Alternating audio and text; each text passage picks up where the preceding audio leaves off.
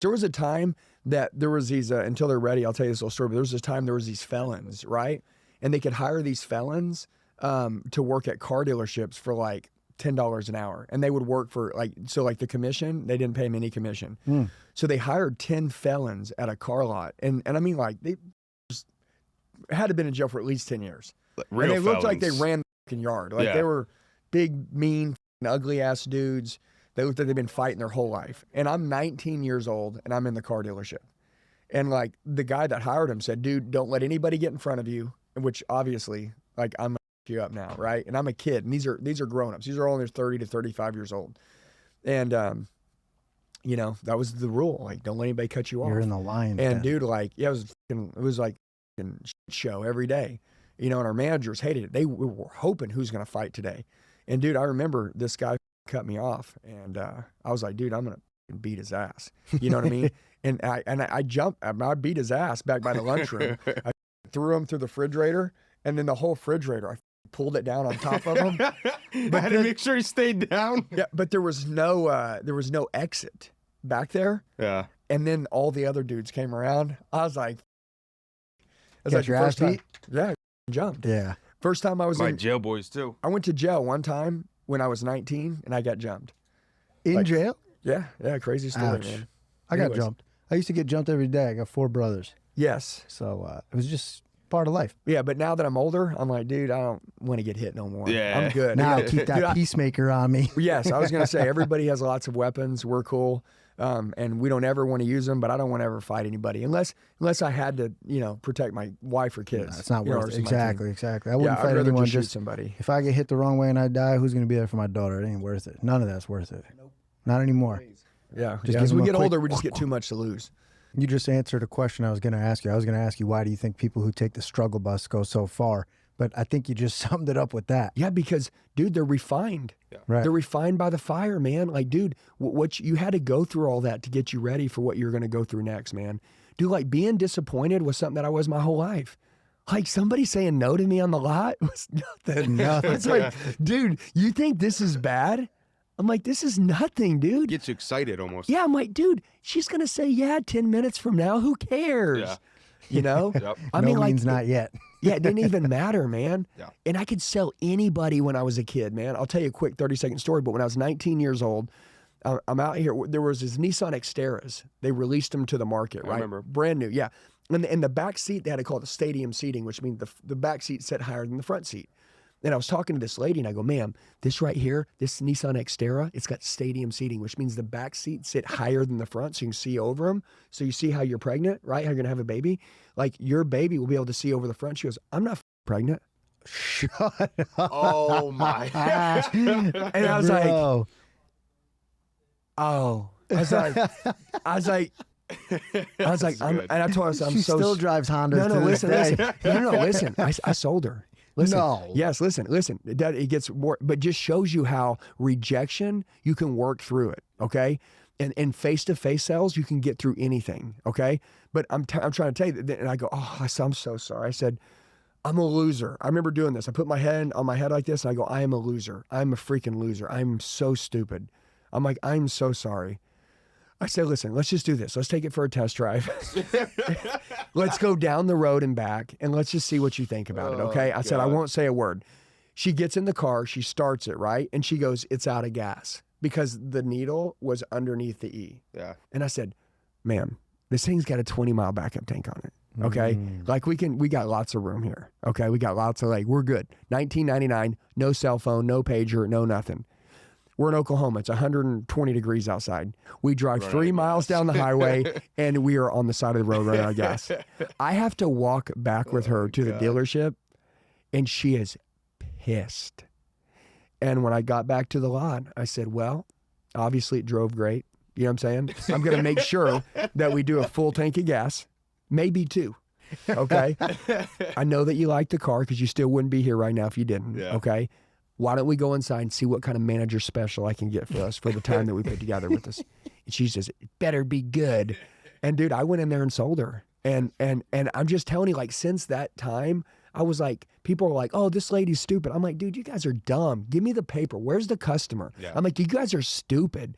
I'm like, I'm just so delusional belief that everybody's going to take what I want. And by the way, I was an amateur, okay? Like, she should have left. Yep. But my point being 100%. proved that, like, disappointment, rejection, mistakes, like, just keep working through them. Like, Yeah, I the think so delusion. many people would have said, ma'am, I'm sorry, let me go get someone else. I was like, no, man, I'm sorry. Let's go get in the car and drive it. Yeah. Like, Ignorance from the yeah. beginning of sales is the Yes. best thing you could. We tell all our guys, like, stay stupid. Don't stop trying to learn everything about solar. Just fucking knock doors. I You do don't want to need know everything. how It's on good for brand it 'em. was that you found out she was just a little hefty and you made her go for a walk. That's so Andy Elliot. Dude, it was crazy, man. So, Yeah. so I not the same story, but I had a similar story. I was 19 when I got into door to door, Uh-huh. and dude, when I got in, the guy was just like, "This is how many doors you need to knock on, and this is what you need to do." And it was the pure ignorance of just like, this guy told me I can make this much amount of money Yeah. if I do this, Yeah. and that's it. There was no other decision. Like, I wanted to make the money, boom, and I made the money. And you he know? told you how it worked. exactly, Yep. and it just fucking happened. And you believed him. Dude, Correct. that same thing right there, I literally, Alex Smith, right, owns a solar company, Spartan Solar. Yep, I know. Right, did y'all see him here? He's here right now. No, I didn't even know. didn't know. Yeah, but I know yeah, who he is. yeah, but he's here. He's a great guy. Yep. And literally, he's got a guy, they told this guy that we close 7 out of 10. Now, the good ones close 10 out of 10. Yep. But they're just bullshitting this guy, right, clearly. But they say, look, if you're good, right, you'll set 7 out of 10. But if you're great, you'll set 10 out of 10. And this setter, his very first day on the job, set every 10 people that he ran into, he set 7 appointments with. He doesn't know better here. And once he found out that that wasn't the truth, he went to setting like 1 out of every 20. It's like, dude, like your brain, like once it attaches itself to something, it's dangerous. So like once you attach yourself to like big stuff, like you're dangerous. But once you also attach yourself to limiting beliefs, like you're screwed. Yeah. And so I just wanted to tell you that, like, you didn't know any better. I didn't know any better. I thought every customer after that deal was going to be a $1,700 commission. Yeah. I thought every customer was That's gonna the be one $100. problem with your story. Yeah. Is when you get that, you're like, this shit is easy. Well, then the next 3 people slammed the door and they rolled out. You know what I mean? But I didn't know any better, man. Yeah. But that's why I had to learn how to shake a hand. I had to learn how to say hi to people. I had to learn how to look at people in the eyes. You know, how to learn to freaking be polite. How to learn to listen.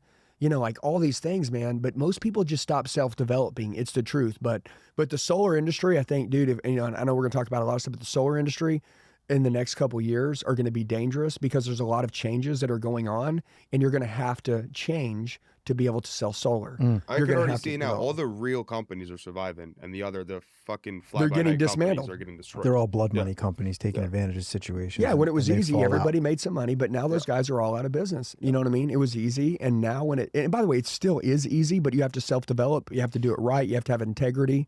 You know what I mean? You have to care about your customers. Yeah. Like there's some things that have to happen, but I'm just telling you, man, you guys are in the perfect timing, man. Yeah. Oh, yeah. I'm watching a lot of big solar companies really dismantle right now, and they're falling apart, and it's usually just because of leadership, and the leadership sucks, and the leaderships are actually whining and complaining about changes when change has always been a part of every industry. Right. And since even the leaders are whining, now the people are whining, people are quitting. Dude, it's just Fish like the stinks real from the estate. Solar head changes down. by the day, dude. Because it's government controlled so Yep. much. You know what I mean? Yep. All the state tax credits, Mhm. federal. So it changes like crazy. And on that note, I started when I was 19. I'm 24 now. Yeah. Been in solar for 5 years. We've done over 150 million. My father has been in car sales for 24 years. My father was in badass. car And sales his too. That's father as badass. So my father was in car sales for 24 years, my whole life. Yeah. And 2 years ago, he quit and started selling solar with me too, which is crazy. Dude, that's now badass. I'm his manager. But No, but your dad's happy as hell. oh my God, he made He triple is. the money his first year ever. Yeah, Then your you have- dad's happy as hell, Oh man. my And your God. dad's a thick-skinned son of a bitch. Oh yeah. Yeah. I mean, I 100%. don't even need to meet him, and I know. And especially if he's a New Yorker and he Yeah. was selling cars. He actually looks a little bit like Andy. Yeah. Yeah, I like him already. You know, is he 50? He's 59. He's about to Yeah. be 60. And, Yeah, so if your dad's... and he's out knocking on doors Yeah. Well, every fucking day. Yeah, well, because your dad controls his own money, and your dad also, and I'm just going to say this, the automotive industry is an amazing industry to work in because it's the transportation space. Everybody fucking needs a car. Like you're selling something that 100% of the world has to have. Like it's just amazing. But your father, toward the end of his career, probably had to work with a bunch of pansies and a bunch of weak asses and a bunch of people that didn't know how to lead. It was a It terrible. was the lack of leadership. In the Every time I dealership. talked to him, I they told treated you. him like shit, and he was like a gold Cadillac ranked salesman or whatever they have. Yeah, but the point is that it's a bunch of entitled, weak leaders. okay? And all they want you to do is kiss their ass. Mm-hmm. When their job is, they're barstool warriors, and back in the day, which means they're sitting on their ass all day, like a fish waiting for something to bite.